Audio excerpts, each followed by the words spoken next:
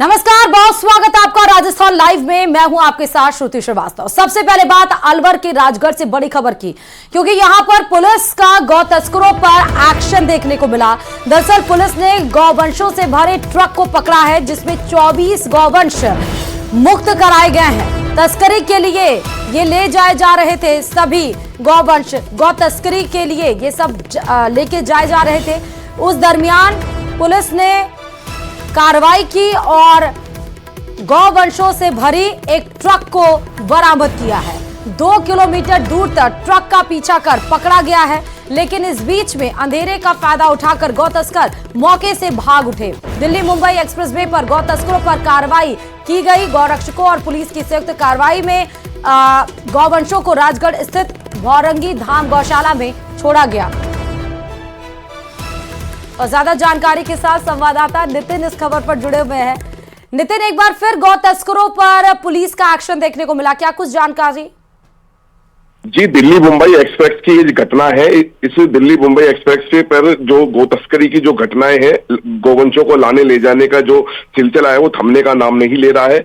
लगातार गोरक्षक और पुलिस की जो कार्रवाई है वो की जा रही है। और देर रात को भी गोवंशों से भरे ट्रक को गौरक्षकों ने और पुलिस ने पकड़ा है और गो तस्करी के लिए गोवंशों को ले जा रहे थे। और ट्रक में जो तिरपाल बांधकर इन्होंने जो है 24 गोवंश अंदर भरे हुए थे उनको पकड़ा है। उसके बाद में इनको राजगढ़ स्थित भौरंगी धाम गौशाला में पहुंचाया है। वहीं गो तस्करों का जो है पीछा किया गया 2 किलोमीटर गाड़ी लगा के, और लेकिन अंधेरे का फायदा उठा के गो तस्कर फरार हो गए थे। लेकिन इस तरह का जो सिलसिला है वो थमने का बिल्कुल नाम नहीं ले रहा है। गो तस्कर जो है लगातार गोवंशों को ले जा रहे हैं और आए दिन गोवंशों को ले जाके, क्योंकि कारण ये है कि ये जो हाईवे है लगातार यहाँ से सीधा हरियाणा, दिल्ली सब जगह निकल रहा है। लेकिन सर्दियों के मौसम में गो तस्कर लगातार सक्रिय है। लगभग कितने गौ तस्कर, अच्छा इसका कोई अंदाजा, संख्या कितनी होगी वो नहीं पता चल पाई होगी ना नितिन? जी बिल्कुल, अभी इसमें कोई संख्या का पता नहीं लगा है। जैसे ही पुलिस को और गोरक्षकों को जैसे ही पता लगा कि ट्रक में गोवंश भर के आ रहा है तो टीम सक्रिय हो गई थी और उन्होंने गाड़ी जो है ट्रक के पीछे लगाई। और ट्रक के पीछे लगाने के बाद में आगे जाके ट्रक को पकड़ा गया। जो गो तस्कर है वो अंधेरे का फायदा उठा के भाग गए थे, लेकिन जो ट्रक है उसको छोड़ गए थे। पुलिस ने ट्रक को जब्त किया और सीधा क्या बोलते हैं गौशाला लेके गए और वहां पे गोवंशों को छुड़वाया गया है। बहुत शुक्रिया नितिन तमाम जानकारी देने के लिए। तो ये आप देखिए, अंधेरे का फायदा उठाकर किस तरह गौ तस्कर तो मौके से फरार हो गए, लेकिन ट्रक को पकड़ा गया जिसमें 24 गौवंश ठूस कर भरे हुए थे और इनको अब छोड़ा गया है गौशाला में। और चलिए अब बात कोटा से कर लेते हैं। कोटा में हैंगिंग ब्रिज के पास तस्कर पर कार्रवाई करने गई केंद्रीय नारकोटिक्स ब्यूरो की टीम पर हमला हो गया है। दरअसल नया गांव टोल प्लाजा पर सीबीएन की टीम की घेराबंदी के दौरान तस्कर ने जीप से सीबीएन की गाड़ी को 2 बार से अधिक बार टक्कर मारी। तस्वीरें आप देखिए, यही देखिए जो सफेद आपको कार नजर आ रही है टोटो सुमो टाइप की, उसने आगे खड़े सीबीएन की जीप को 2 बार से अधिक टक्कर मारी है। और टक्कर मारने के बाद मौके से भागने की कोशिश भी की गई, लेकिन इस दरमियान सीबीएन की टीम ने मुस्तैदी से 2 तस्करों को पकड़ लिया। टीम ने जीप से 911 किलो से ज्यादा डोडा चूरा भी जब्त किया है। ये सीसीटीवी फुटेज टोल नाके की ये तस्वीर है, वहां पर लगे सीसीटीवी कैमरास में कैद हुई है। उसके बाद से ये तस्वीरें निकलकर सामने आई। देखिए किस तरह से तस्करी की टीम वहां पर जा रही थी गाड़ी से, लेकिन सीबीएन की टीम वहां पर ऑलरेडी मौजूद थी। ये गाड़ी आती है, सीबीएन की गाड़ी को 2 बार से ज्यादा टक्कर मारती है, मौके से भागने की कोशिश करती है, लेकिन धड़ दबोचा जाता है 2 तस्कर को। ज्यादा जानकारी के साथ संवाददाता ओम प्रकाश जुड़ चुके हैं। ओम प्रकाश, तस्करी करने वाले तस्कर हालांकि मौके से पकड़े गए हैं, क्या कुछ जानकारी है इसमें?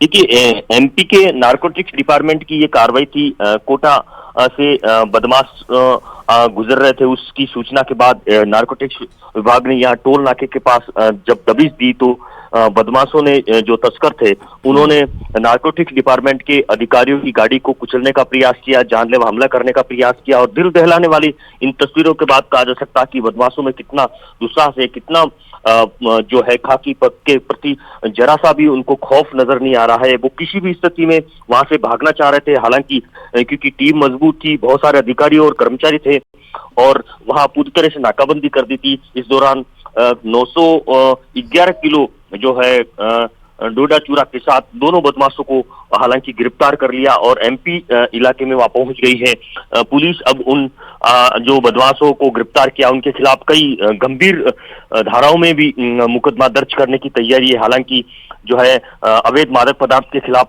जो कार्रवाई करते हुए अवैध मादक पदार्थ की धाराओं में तो मुकदमा दर्ज कर लिया है, लेकिन ये टोल नाके के पास की दिल दहलाने वाली तस्वीर सामने आई है। बड़ी और अहम बात इसमें कि सहरसा ग्रामीण अंचल की पुलिस तक को इस मामले में की कोई भनक नहीं लगी थी और पुलिस अधिकारियों का किसी का कोई सहयोग नहीं लिया गया था और उनको सूचना भी नहीं दी थी और गनीमत रही कि इसमें किसी को गंभीर चोट नहीं आई पुलिस अधिकारी या किसी अन्य को। लेकिन दिल दहलाने वाली तस्वीरों के बाद कहा जा सकता है कि बदमाश बेखौफ थे, उन पर खून सवार था, वो किसी भी स्थिति में वहां से भागना चाह रहे थे और कई वहां क्षतिग्रस्त किया है। न केवल नारकोटिक्स डिपार्टमेंट के अधिकारियों की वाहनों को बल्कि आसपास के वाहनों को क्षतिग्रस्त कर वहां से भागने की पूरी वो तैयारी कर चुके थे, लेकिन अधिकारियों और कर्मचारियों की टीम ने पूरी तरह से घेराबंदी करके उनको दबोच लिया। फिलहाल एमपी की नारकोटिक्स डिपार्टमेंट की जो है टीम पूरी कार्रवाई कर रही है। वहां उस आरोपियों को कोर्ट में पेश करने के बाद में संभवत रिमांड पर लिया जा सकता है। कई और आरोपी इसमें शामिल हो सकते हैं। एमपी और राजस्थान ठीक है, बहुत शुक्रिया ओम प्रकाश तमाम जानकारी देने के लिए खबर पर। और चलिए अब आपको खबर अजमेर से बता रहे हैं, क्योंकि पशुधन परिचर भर्ती परीक्षा आज से लगातार 3 दिन तक होगी और इस दौरान रोजाना 2 पारियों के हिसाब से 6 पारियों में परीक्षा आयोजित होगी। परीक्षा में पहली पारी का समय 9 से दोपहर 12 बजे तक है और दूसरी पारी में 2:30 बजे से शाम 5:30 बजे तक परीक्षा होगी। इसमें अभ्यर्थियों की दृष्टि से महत्वपूर्ण बात यह है कि परीक्षा शुरू होने से 1 घंटे पहले सेंटर पर आपको पहुंचना होगा। परीक्षा केंद्र के गेट बंद कर दिए जाएंगे 1 घंटे के बाद और उसके बाद से फिर नो एंट्री का बोर्ड लग जाएगा या फिर ये मानिए कि आपको एंट्री नहीं मिलेगी। राजस्थान कर्मचारी चयन बोर्ड ने परीक्षा की सभी तैयारियां पूरी कर ली हैं। नकल जैसी गतिविधियों को रोकने के लिए केंद्रों के प्रवेश द्वार पर पुलिस और अन्य कार्मिकों ने प्रत्येक अभ्यर्थी की पहचान मिलान कर वीडियोग्राफी के बाद ही प्रवेश दिया है, यानी सुरक्षा के पुख्ता इंतजाम किए गए हैं। चेकिंग सिक्योरिटी हाई टाइट है। वहां पर गेट पर ही आप देखिए वीडियोग्राफी कराई गई है, पर्चा मिलान किया गया है, जो भी उनके पास एडमिट कार्ड है उनको देखा गया है, उनके पास जो भी आईडी प्रूफ्स हैं उसमें उनको देखा गया है, उसके बाद ही इनको एंट्री मिली है। सबसे जरूरी महत्वपूर्ण बात है, चाहे अजमेर हो, जयपुर हो, झुंझुनू, श्रीगंगानगर, अलग अलग जिलों में जहां पर ये परिचय जो पशुधन परिचर परीक्षा भर्ती है जो कि 1 से 3 दिसंबर तक शुरू होगी, उसमें आपको जो भी अभ्यर्थी इसमें शामिल हो रहे हैं उनको एग्जाम सेंटर पर 1 घंटे पहले पहुंचना होगा। 2 पारियों में परीक्षा आयोजित हो रही है। पहली पारी सुबह 9 बजे से शुरू होगी, यानी आपको एग्जाम सेंटर पे सुबह 8 बजे पहुंचना है। उसके बाद आपको एग्जाम के लिए एंट्री नहीं मिलेगी। यूथ कांग्रेस के प्रदेश अध्यक्ष और सागरिया विधायक अभिमन्यु पुनिया का विवादित बयान सामने आया। बाड़मेर जिले के सिड़वा उपखंड में एक सभा के दौरान उन्होंने अधिकारियों को लेकर विवादित बयान दिया। अभिमन्यु पुनिया ने राजस्थान सरकार को घेरने और सरहदी क्षेत्र में नशा प्रवृत्ति बढ़ने के विरोध में ये कहा कि नौकरी दो, नशा नहीं, और इस नारे के साथ बाड़मेर जिले के सिड़वा उपखंड में एक बाइक रैली भी निकाली।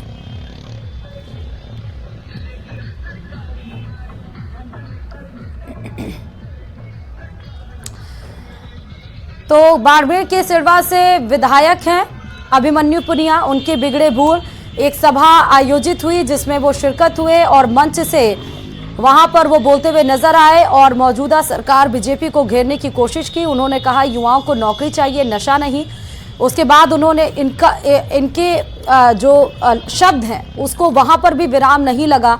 आगे भी उन्होंने बोलते हुए कहा कि जो अधिकारी परेशान करते हैं, युवा के पास ताकत है, वो नौजवान है, अधिकारी को ठोक दो। और उसके बाद उन्होंने बाइक रैली भी निकाली। इसके बाद से उनके द्वारा दिए गए इस तरह के स्टेटमेंट्स पर विवाद छिड़ा हुआ है। तो नौजवान साथी मजबूत है और बाड़मेर जैसलमेर मारवाड़ का नौजवान वैसे भी मजबूत है। अधिकारी को ठोक लिया अगर ज्यादा परेशान करें तो नौजवान साथी मजबूत है और बाड़मेर जैसलमेर मारवाड़ का नौजवान वैसे भी मजबूत है। अधिकारी को ठोक लिया जयपुर में सफाई कर्मचारियों की हड़ताल 5वें दिन भी जारी है। सफाई कर्मी भर्ती में अनुभव प्रमाण पत्र पर निगम के अधिकारियों ने साइन नहीं करने से खफा वाल्मीकि समाज हड़ताल पर है। वहीं आगे की रणनीति तय करने के लिए आज प्रदेश भर के अलग अलग संघ महापंचायत करेंगे। बता दें कि कई दौर की वार्ता फेल होने के बाद सफाई कर्मचारियों ने साफ कर दिया है कि जब तक उनकी मांगे नहीं मानी जाती हैं तब तक वो हड़ताल पर रहेंगे। वहीं सफाई कर्मचारियों की हड़ताल से लोगों को कई तरह की परेशानियों का सामना करना पड़ा है। शहर में कई जगह पर कचरे के ढेर लगे हुए हैं, कचरे का अंबार लगा हुआ है। शहर में जगह जगह पर गंदगी फैल रही है। लोगों को परेशानियों का सामना तो करना पड़ा है, लेकिन गंदगी बढ़ने की वजह से बीमारियों का खतरा भी पैदा हो रहा है। जालौर में किसानों का महापड़ाव 13 दिन के बाद भी जारी है। जवाई नदी के पानी को लेकर किसान लगातार विरोध प्रदर्शन कर रहे हैं। किसानों ने सांसद दुम्बाराम चौधरी और विधायक पर वादा खिलाफी का आरोप लगाया है। तो आप देखिए जालौर में जहां किसान प्रदर्शन करते हुए उनको धरने पर बैठे हुए हैं, 5 दिन उनको बीत चुके हैं और अभी भी महापड़ाव किसानों का जारी ही है। तो दूसरी तरफ आपने राजधानी जयपुर में देखा, सफाई कर्मचारी अपनी मांगों को लेकर अड़े हुए हैं, प्रदर्शन कर रहे हैं और साफ तौर पर उनका कहना है कि जब तक मांगे नहीं मानी जाएंगी तब तक वो प्रदर्शन अपना नहीं खत्म करेंगे। इधर किसान भी जहां एक तरफ फसल का समय हो रहा है तो वो अपनी मांगों को लेकर प्रदर्शन पर बैठे हुए हैं। भारी संख्या में पंगत लगाकर किसान वहीं पर खाना भी खा रहे हैं।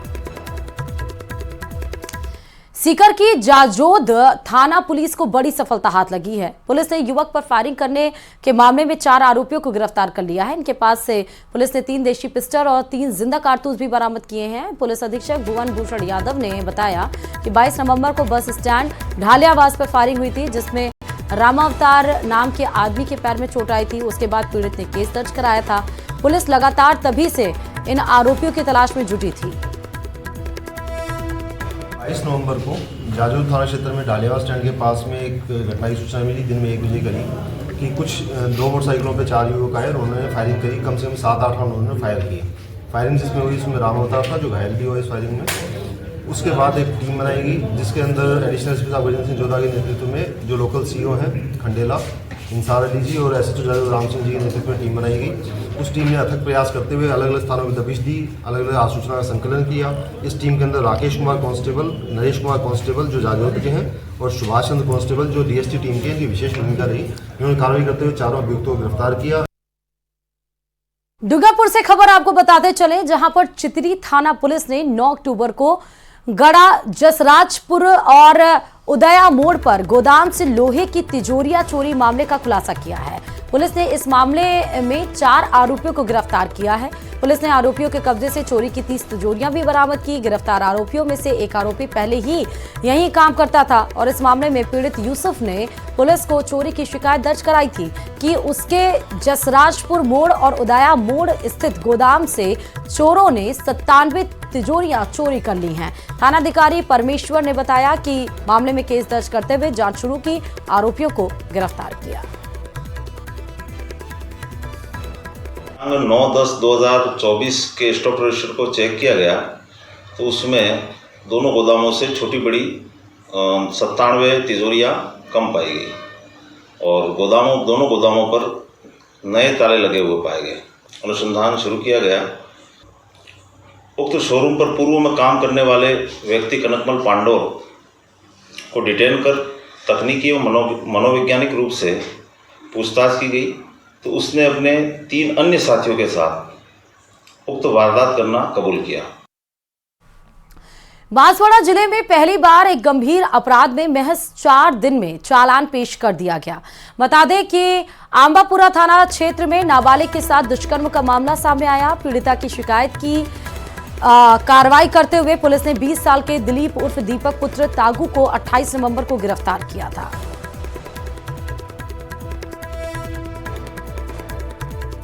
तारीख को हमारे थाना अम्बापुरा पे पॉक्सो एक्ट में मुकदमा दर्ज हुआ था। नाबालिग बच्ची थी, 13.5 साल उसकी उम्र थी और उसमें तुरंत हमने प्रकरण दर्ज करके और तुरंत उसकी अभियुक्त की तलाशी शुरू कर दी थी।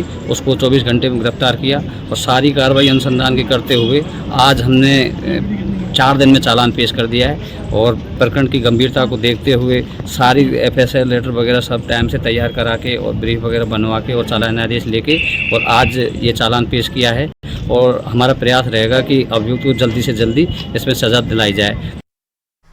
झुंझुनू से खबर है जहां पर उत्तरी पूर्वी हवाओं से सर्दी का असर देखने को मिल रहा है। यहां न्यूनतम तापमान 12 डिग्री सेल्सियस तक पहुंच गया है, जिसके कारण सुबह शाम सर्दी बढ़ गई है। साथ ही संभावना ये भी है कि सर्द हवाओं के साथ आने वाले दिनों में सर्दी और बढ़ेगी।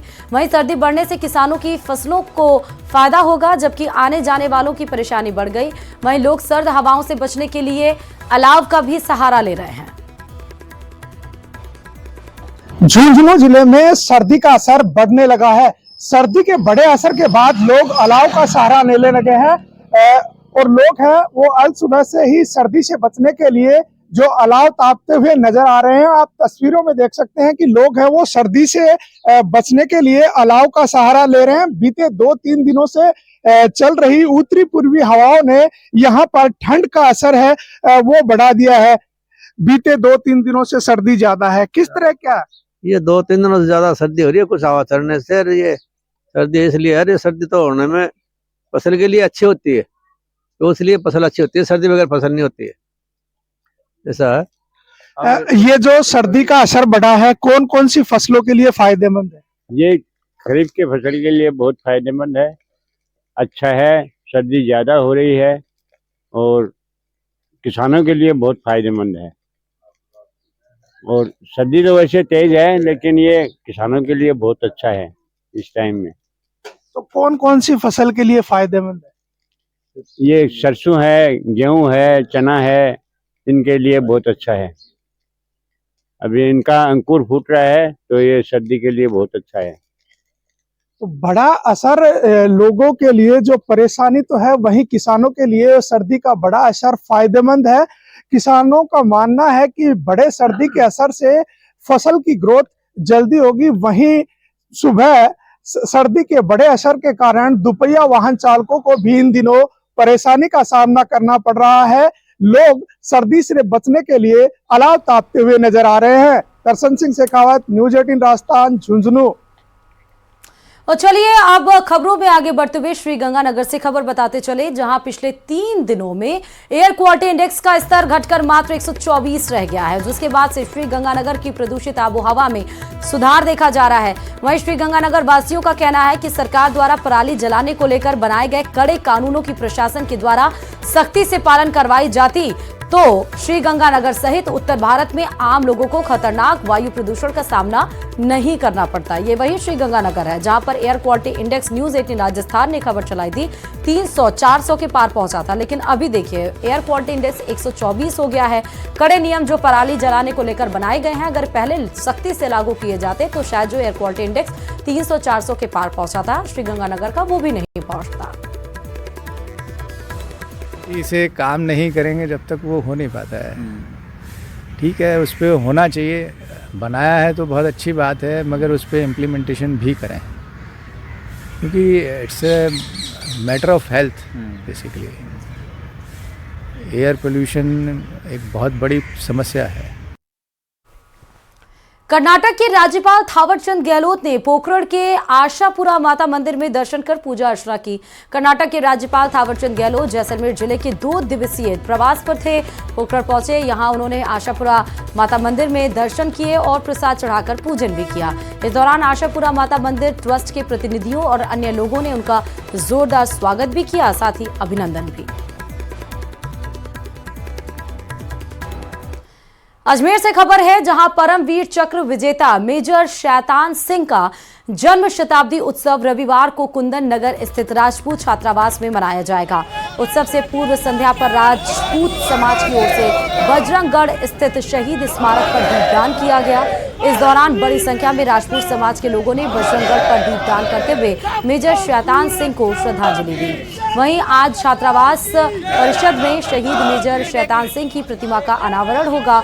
महोत्सव में छात्रावास के पूर्व छात्रों को भी सम्मानित किया जाएगा।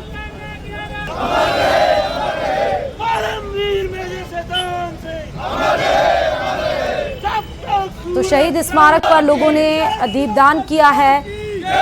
शहीद मेजर शैतान सिंह की शताब्दी है और उसको लेकर आज राजपूत छात्रावास में अनावरण भी किया जाएगा। जन्म शताब्दी उत्सव धूमधाम से मनाया जा रहा है उनके उपलक्ष्य में। और चले इस बीच अजमेर के बिनाय से बड़ी खबर आपको बताते चले, जहां बिनाय थाना क्षेत्र में चोरों का आतंक देखने को मिला। एक ही रात में 6 घरों में चोरी का प्रयास चोरों के द्वारा किया गया है। वारदात करने आए चोर सीसीटीवी कैमरे में कैद हो गए हैं। नागोला गांव के ग्रामीणों ने बिनाय पुलिस को इस बात की सूचना दी। बिनाय थाना पुलिस सीसीटीवी फुटेज के आधार पर अब चोरों की तलाश में जुट गई है। हैरानी की बात यह है कि एक रात में 6 घरों को निशाना बनाने की कोशिश चोरों के द्वारा की गई। हालांकि चोरी का प्रयास किया गया है, इसका मतलब कि शायद चोर कामयाब नहीं हो पाए हैं या वारदात करने आए जो चोर सीसीटीवी में कैद हो गए। अगर कुछ चोरी भी की गई होगी तो सीसीटीवी कैमरे में फिलहाल वो कैद हो चुके हैं। सीधे जो नागोल गांव के जो लोग हैं, ग्रामीण हैं नागोला के, वो बिनाय पुलिस के पास पहुंचे। पूरी घटना की जो सूचना है वो पुलिस को दी गई है। फौरन पुलिस सीसीटीवी फुटेज को खंगाली है और उसके आधार पर ही 6 घरों में जो चोरी करने का प्रयास चोरों के द्वारा किया गया है उनकी तलाश में जुट गई है। ज्यादा जानकारी के साथ संवाददाता अशोक इस खबर पर जुड़ चुके हैं। अशोक, एक रात में 6 घरों में चोरी का प्रयास, क्या कुछ जानकारी और कितने चोर?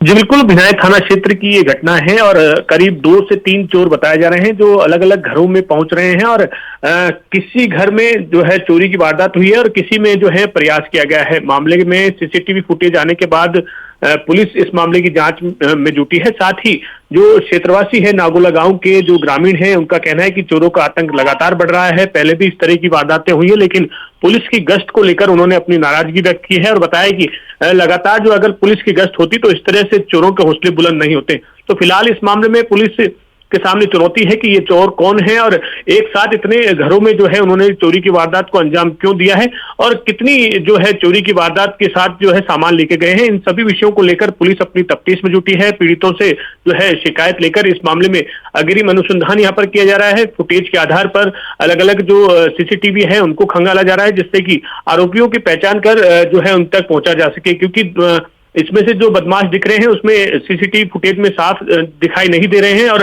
एक ने जो है मास्क जो है पूरे चेहरे पर नकाब भी पहना हुआ है। तो ऐसे में इनको पकड़ना भी पुलिस के लिए चुनौती होगी। अब पुलिस जो है इन चोरों को पकड़ने के साथ साथ पीड़ितों से भी जो है बातचीत करने में जुटी है। जी बहुत शुक्रिया अशोक तमाम जानकारी देने के लिए खबर पर। और चलिए, उपचुनाव के बाद आचार संहिता खत्म होते ही भजनलाल कैबिनेट की पहली अहम बैठक हुई।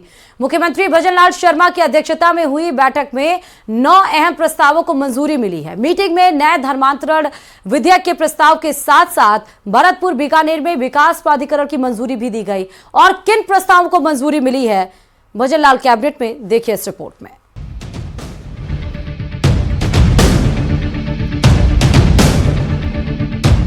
उपचुनाव की आचार संहिता के बाद शनिवार को पहली बार कैबिनेट और मंत्री परिषद की बैठक हुई। इसमें कई बड़े फैसले लिए गए। कैबिनेट मीटिंग के बाद डिप्टी सीएम प्रेमचंद बैरवा और मंत्री जोगाराम पटेल ने प्रेस कॉन्फ्रेंस कर इन फैसलों की जानकारी दी। मंत्री जोगाराम पटेल ने कहा कि बैठक में इतने बड़े फैसले किए गए जिसकी कल्पना राजस्थान के आम आवाम ने नहीं की होगी। राजस्थान के आर्थिक विकास में नए आयाम स्थापित करने वाली अनेकों आर्थिक विकास किए गए। निर्यात कैसे बढ़े, एक जिला एक उत्पादन को कैसे बढ़ावा दिया जाएगा, इसकी नीति बनाई गई। पर्यटन उद्योग हमारे लिए महत्वपूर्ण है। पर्यटन के क्षेत्र में रोजगार विकसित किए जाएंगे। माननीय मुख्यमंत्री जी भजनलाल जी की अध्यक्षता में आयोजित की गई मंत्रिमंडल की बैठक में 9 पॉलिसियां, जो एक बहुत बड़ी बात है, एक साथ कैबिनेट की मंजूरी मिली है। उनका विजन है कि राजस्थान के उत्थान के लिए और विकसित भारत में विकसित राजस्थान बनाने के उद्देश्य से उन्होंने आज कैबिनेट में पारित की गई। साथ में राज्य वित्त आयोग का गठन पंचायत राज संस्थाएं एवं नगर पालिकाओं के लिए 7वें राज्य वित्त आयोग के गठन को प्रस्ताव और आयोग के विचाराधीन विषयों का आज मंत्रिमंडल की बैठक में अनुमोदन किया गया। 7वें वित्त आयोग की अवार्ड अवधि दिनांक 1 अप्रैल 2025 से 31 मार्च